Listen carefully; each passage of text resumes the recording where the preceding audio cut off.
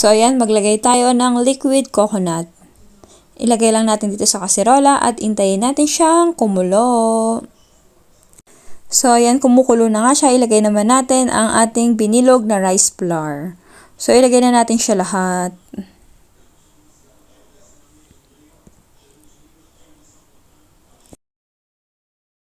Ayan, tapos mag-add naman tayo ng 1 cup of water para lumubog yung ating malagkit.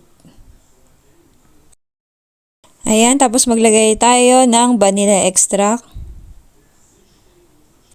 Tapos maglagay din tayo ng 1/4 cup of sugar.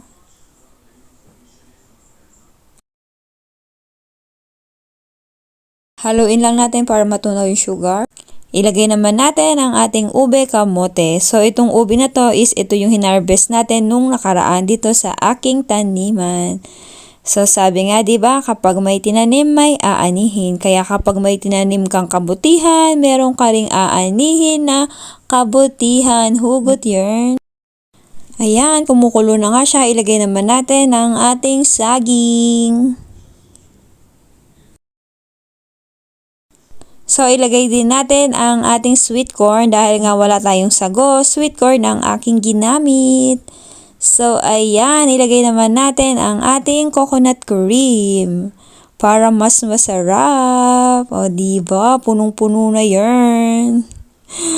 Ayan na nga, diba? Yummy yan. Ayan, haluin lang natin siya para mas masarap.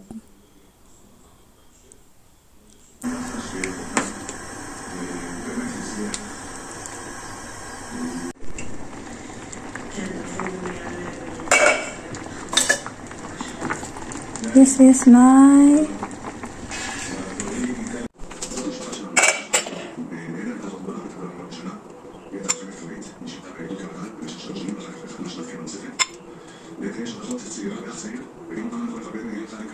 tikman natin yung ating bilog-bilog. Mag-init pa yarn. Yummy yarn! So yeah, don't forget to like, comment, and share. Thank you for watching. Bye-bye!